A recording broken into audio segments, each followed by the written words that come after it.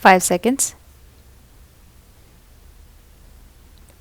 May I, Madam, draw the attention of the Honorable Minister to an important committee set up by the Government of India in 1958 under the chairmanship of Mr. Neogi, who was asked to inquire into the various problems of railway road coordination. Their preliminary report appeared some time ago, and it was even circulated to all the state governments for their opinion.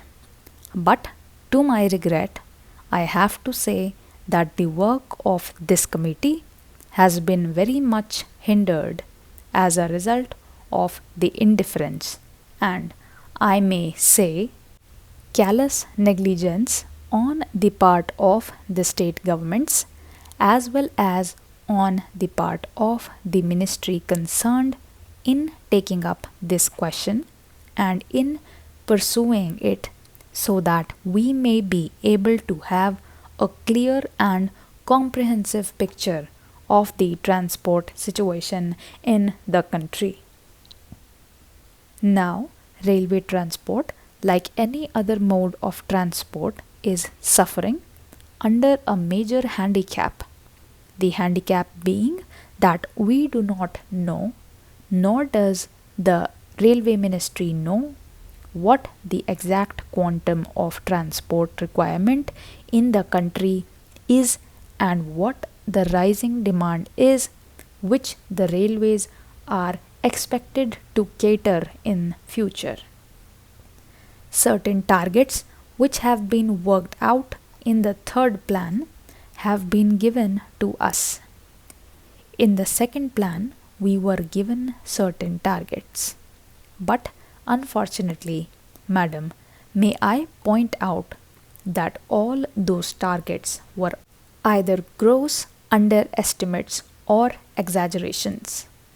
Throughout, we have seen that we have not been able to have a well coordinated and progressive development of the transport system and, in particular, the railway system in the country. So, anything we suggest today will have that kind of air of unreality. Without knowing fully or adequately what exactly the transport needs in the country are, we are not in a position to discuss or dilate upon the problems of the railways or the transport itself.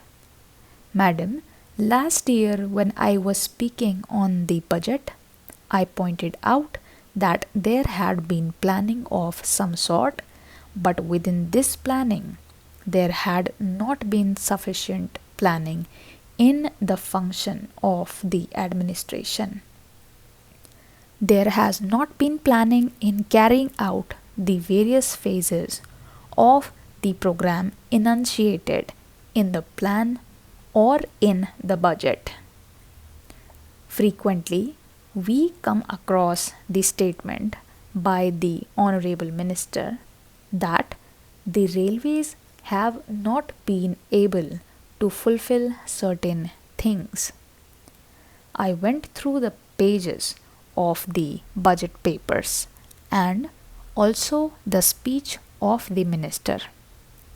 I came across this significant expression: wherever there are failures or shortfalls in performance, we are told that these are mainly due to unpredictable factors or factors beyond control.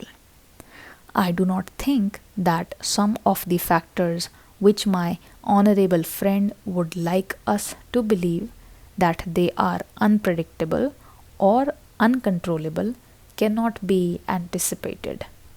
For instance, I may draw the attention of the Honorable Minister to one important fact, that is, we have been supplying since some past empty haulage for a long distance to collieries, to steel factories, and so on. We are told that this empty haulage is unavoidable, that we have to find empty wagons to steel factories and collieries to carry raw material or perhaps coal and the like. So, for a long distance, we find wagons going empty. But if there had been a research cell, an organization in the ministry to find out ways and means of utilizing these wagons fruitfully by avoiding bottlenecks in between, we could have solved the transport difficulty to a certain extent. I do not want to be told by the minister that this is a physical impossibility. Even in the advanced countries of the world, every movement of wagon, coach, and engine is planned before it is put into operation. It is unfortunate and tragic that in this country, after a decade of planning, we have not been able to think in terms of planning while executing the works. Now, in regard to some of the general problems of the railways, I would say, first of all, that the rise in demand is so great that we have to be prepared to provide not only adequate but also effective transport facilities to our people. I need not tell the House that the railway transport system in general is greatly dependent or interdependent on the general economy of the country. But during the last 1 decade, there has been one significant factor that has to be appreciated. That is, the demand for transport is increasing at a faster rate than the rise in the national income or the rise in production in any sector or in any industry. This is a factor that has not been adequately appreciated. Even if it has been adequately appreciated, no attempt or sincere effort has yet been made to carry out the fulfillment of the needs of all the sectors of our economy.